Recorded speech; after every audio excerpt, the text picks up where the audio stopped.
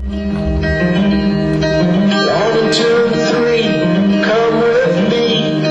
It's about time, let's go, you'll see.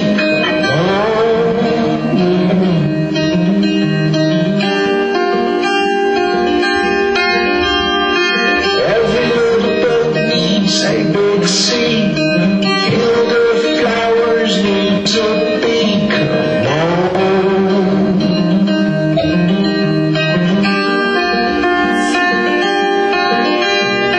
Little seeds always can make big trees. To that door you have the keys. Come on.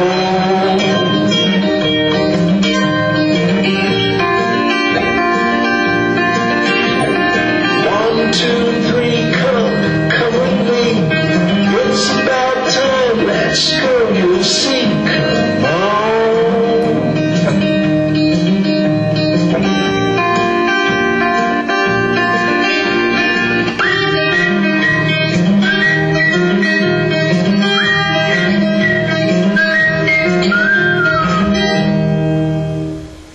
So I just showed you this video, and the purpose of that was to show you how just by using two plain circles, art can be formed.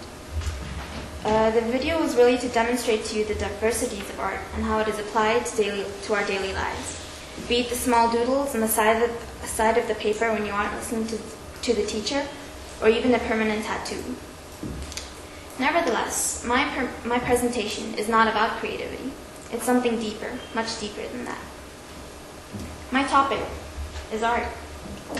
Art is significant in the human life, especially towards our culture and our psychology.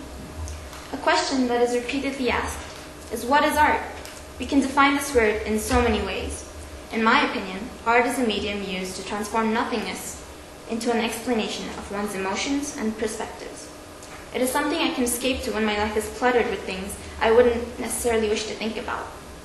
Art is a sort of vacation I take, but instead of a baggage full of clothes and a pair of sunglasses, I hold a piece of paper and pencil and paint utensils. It is a holiday of my imagination. They say that art is conceptual visualization. Art means passion. But does the word really have a definition? Dictionary.com states that art is the quality, production, expression, or realm according to aesthetic principles of what is beautiful, appealing, or of more than ordinary significance. Is something only deemed art when it is pretty? Is it only art when it appeals to viewers? Art is so vast a word, it can mean anything and everything. The way you talk, walk, and eat, or something you've made with your own hands, a sculpture, a painting, or even a cake. Alexander Pope once said, "So vast is art, so narrow human wit." People may not think every creation of yours is a masterpiece. In fact, they are bound to criticize and contradict. What our goal is to take in those critical words and improve ourselves. We, in one way or the other, are artists too. We are the visionaries who can and shall thrive to change the world. With creativity and the power of art, artists have the ability to enlighten the viewers. Art has impacted our lives greatly. The reason we perceive things is the way we do is because of art. Because of the richness in our art history and culture, we can express various emotions and thus become liberal. The human psychology has evolved over the years. Each movement that has stained itself into the history of art is due to the perception of man and how it is diverted in various directions. Here is a timeline of the various art movements that has occurred between the 1500s and the year 2000. One of the biggest occurrences in the art history is the Renaissance. The Mona Lisa was painted by a great man named Leonardo da Vinci. Da Vinci was also known as the Renaissance man because of his meticulous observations of the obscure worlds and the inputs of this in his artwork. He was a man before his time, as he somewhat triggered the start of a new and more civilized era. You can almost say he began the trend of creativity. Another great man of significant caliber is the painter of the Weeping Woman, Pablo Picasso. He gave birth to Cubism. His revolutionary artistic accomplishments made him known worldwide. His versatility, brilliance, and inventiveness earned him the well-deserved honor of the most influential artist of the 20th century. This vivid slide shows the art movements during the last couple of decades.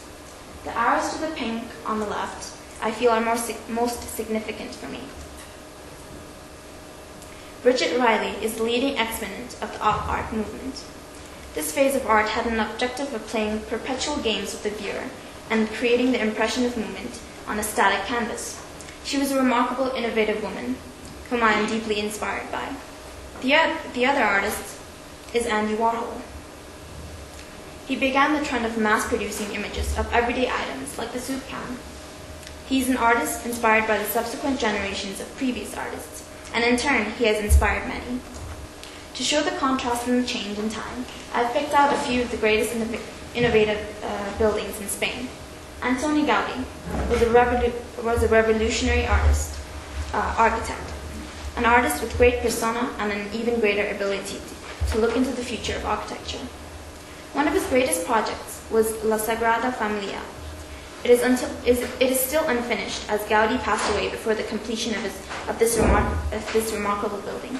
Nevertheless, the Spanish have assigned many artists to take on the job of visualizing La Sagrada Familia and completing it in a way that would have met Gaudí's exact visions. The Casa Batlló, the picture to the right, was Gaudí's house. He sort of revolutionized architecture by neglecting straight lines and causing the building itself to look like an artwork. As you can see, the building is mostly covered in curvature and wriggling lines. It was the first of its kind. La Ciutat d'Ile is a modern building of today in Valencia. You can really see the contrast here. Firstly, this building is vast and gives you the impression of modernism. But some of Gaudí's traits can also be seen in this. You can see how the separate parts of the buildings look connected and disjointed at the same time.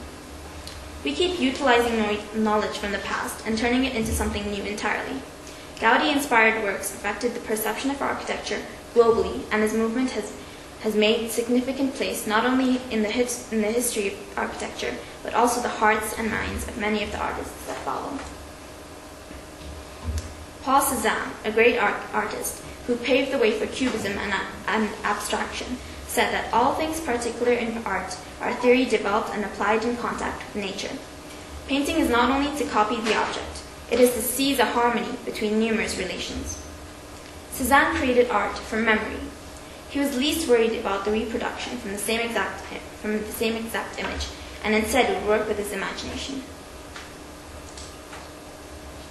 The Psychology of Art and the Evolution of the Conscious Brain. This is the name of the book by Robert Salso. It depicts how our consciousness has evolved to imagine objects that aren't necessarily right in front of us. Salso has also written about the ability we obtain, that is to perceive visual art and create according to the inspiration we receive from art that surrounds us. That's nature. After all this, you may still be wondering what the word art has brought.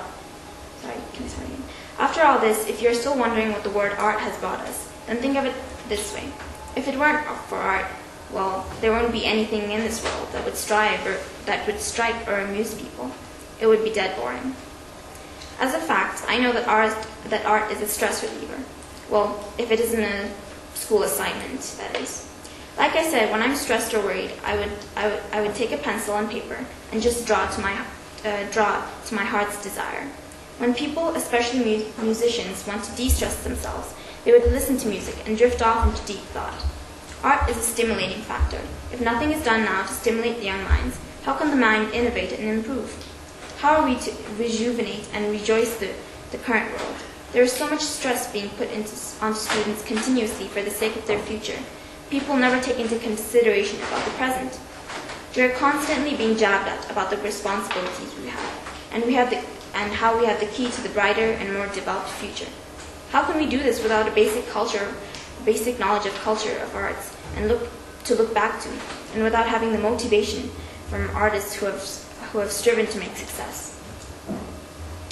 This is a self-portrait of Chuck Thomas Close.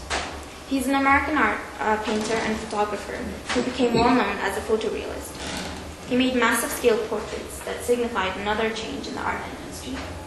He painted this before his tragedy in 1988, when a catastrophic spinal artery collapse left him severely paralyzed. He was never able to paint the same anymore. However, he never gave up. He has continued to paint and has developed another method of producing artwork. His work remains sought after by museums and collectors till this date. In a way, art has saved his life. Then, when such a tragedy occurs, one finds it difficult to sustain living, but despite his disabilities, he continued to do what he loved. So what has this brief history of art and my perception on the subject got to do with anything?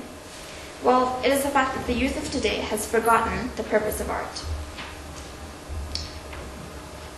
Where is that passion we would see in the faces of people 10 years ago? People like Picasso, Chuck Close, and Gaudi. Give a child a crayon, and they will cherish it until it lasts. Give a teen a crayon, they'll probably look at you with a confused look and ask you what you want them to do with it. There are various reasons behind the lack of creativity in today's generation. One of them is the fact that people have taken art for granted. An art piece no longer holds an emotional, personal meaning, something to connect to and be proud of. In schools, students would walk into their art room, take out an empty canvas and a few paints, stroke their brush this way and that, and they would leave it to be graded by their teacher. Isn't it always about the grades? The constant innovations through the years has somewhat slowed in today's world. People are too concerned over grades and their social and economical problems. They aren't exploring the progressive things that can do to rejoice life. With the thought of art and creativity, some people back down. They suppress the desires of their children and express their own goals. They want their children to grow up and become doctors, lawyers, engineers, and politicians, never an artist or a musician.